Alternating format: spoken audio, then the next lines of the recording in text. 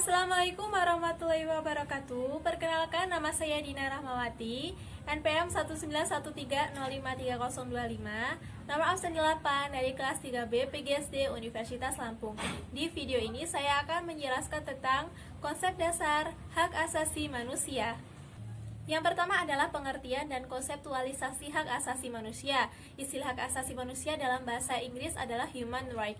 Menurut Undang-Undang Nomor 39 Tahun 1999 tentang hak asasi manusia, menyatakan bahwa HAM adalah seperangkat hak yang melekat pada hakikat dan keberadaan manusia sebagai makhluk Tuhan yang Maha Esa, dan merupakan anugerahnya yang wajib dihormati, dijunjung tinggi, dan dilindungi oleh negara, hukum, pemerintah, dan setiap orang demi kehormatan dan perlindungan harkat dan martabat manusia.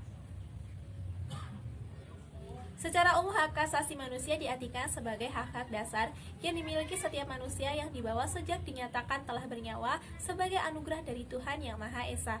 Artinya, hak asasi ini bukan diberikan oleh seseorang, golongan, negara, tetapi sudah melekat sejak seseorang memiliki nyawa meskipun masih di dalam kandungan. Walaupun manusia terlahir dengan keadaan kulit berwarna hitam, coklat, putih, berjenis kelamin laki-laki, perempuan, tetap saja mereka memiliki hak-hak tersebut. Kondisi demikian yang disebut dengan universalitas hak asasi manusia. HAM tidak dapat diambil atau dicabut, diabaikan, dikurangi, atau dirampas oleh suatu kekuasaan, melainkan harus dihormati, dipertahankan, dan dilindungi. Untuk selanjutnya yaitu karakteristik hak asasi manusia. Untuk karakteristik yang pertama yaitu bersifat universal. HAM bersifat universal karena hak asasi manusia itu melekat pada diri manusia meskipun setiap orang terlahir dengan warna kulit, jenis kelamin, bahasa, budaya, dan kewarganegaraan yang berbeda-beda. Sifat universal itu tercantum dengan jelas pada Deklarasi Universal Hak Asasi Manusia PBB Pasal 2. Hak-hak asasi itu dimiliki oleh semua orang tanpa membedakan ras, warna kulit, jenis kelamin, bahasa, agama, aliran politik, kelahiran, atau status lain. Yang ketiga yaitu tidak dapat dibagi.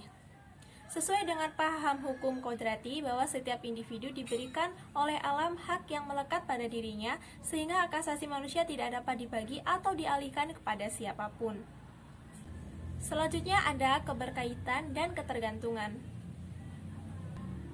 Hak-hak asasi manusia harus diperhitungkan sebagai satu kesatuan yang menyeluruh dan tidak dapat dipisah-pisahkan karena politik, ekonomi, sosial, dan budaya saling berkaitan dan saling membutuhkan dan harus diterapkan secara adil baik terhadap individu maupun kelompok. Karena terlanggarnya satu hak akan menyebabkan terlanggarnya hak-hak yang lain. Nilai-nilai hak asasi manusia. Yang pertama ada non-diskriminasi. HAM lahir dengan tujuan untuk menghapuskan segala bentuk diskriminasi yang masih terjadi di berbagai tempat. Diskriminasi adalah kesenjangan perbedaan perlakuan yang seharusnya sama atau setara, baik secara langsung maupun tidak langsung. Diskriminasi langsung adalah ketika seseorang baik langsung maupun tidak langsung diperlakukan dengan berbeda daripada yang lainnya. Diskriminasi tidak langsung muncul ketika dampak dari hukum atau dalam praktik hukum merupakan bentuk diskriminasi, walaupun hal itu tidak ditujukan untuk tujuan diskriminasi.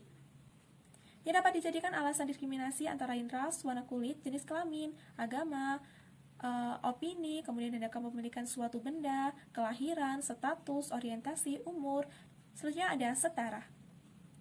Hal yang sangat fundamental dari HAM kontemporer adalah ide yang meletakkan semua orang terlahir bebas dan memiliki kesetaraan untuk hak asasi manusia. Manusia itu dilahirkan dalam kesetaraan atas dasar itu. Hak asasi manusia disepakati untuk menghapuskan hubungan-hubungan yang tidak berimbang antara bangsa satu dengan bangsa yang lainnya. Kesetaraan mensyaratkan adanya perlakuan yang setara, di mana pada situasi sama harus diperlakukan dengan berbeda pula. Ruang lingkup hak asasi manusia. Karel Vasak, seorang ahli hukum Prancis, membagi hak asasi manusia ke dalam 3 generasi hak. Masing-masing ada hak sipil dan politik, hak ekonomi, sosial, dan budaya, serta hak solidaritas. Yang pertama, hak sipil dan politik atau sipol. Generasi pertama HAM adalah hak sipil dan politik. Hak sipil muncul sekitar abad ke-17, demikian juga melalui teori-teori kaum reformis yang berkaitan dengan revolusi di Inggris, Amerika, dan Prancis. Dimulai dengan filosofi politik tentang kebebasan individu dan hubungan ekonomi serta doktrin sosial laissez-faire. yang mencampuri dalam masalah ekonomi selain kepentingan untuk memperbaiki perdamaian dan hak kepemilikan. Generasi pertama ini lebih menempatkan HAM dalam terminologi negatif daripada sesuatu yang positif, sehingga hak sipil dan politik seringkali disebut sebagai hak negatif. Yang kedua, hak ekonomi, sosial, dan budaya atau ESOSBUD. Generasi kedua adalah hak ekonomi, sosial, dan budaya yang berasal dari tradisi sosialis. Generasi kedua ini telah dibayangkan oleh aktivis pergerakan Saint-Simonian di Prancis pada awal abad 19 dan dipromosikan dengan acara yang berbeda-beda melalui perjuangan revolusioner dan pergerakan kesejahteraan yang telah terjadi sejak saat itu. Sebagian besar merupakan suatu reaksi terhadap penyalahgunaan perkembangan kapitalis dan konsepnya yang tidak kritis secara esensi mengenai kebebasan individu yang mentolerir dan bahkan melegitimasi eksploitasi kelas pekerja. Hak atas pembangunan bersandar pada pasal 28 Deklarasi HAM yang menegaskan setiap orang berhak atas tatanan sosial dan internasional, yang mana hak tersebut diangkat dalam deklarasi ini untuk dapat diwujudkan secara penuh. Generasi ini muncul untuk mengangkat dan memperjuangkan 6 hak yang diklaim oleh kedua generasi. 3 dari hak-hak ini mencerminkan munculnya nasionalisme dunia ketiga dan revolusinya dalam mengangkat harapan-harapan. Misalnya harapan untuk suatu pembangunan kembali kekuasaan, kejayaan, nilai, dan kemampuan penting lainnya. Hak atas ekonomi, sosial, dan penentuan sendiri sosial budaya.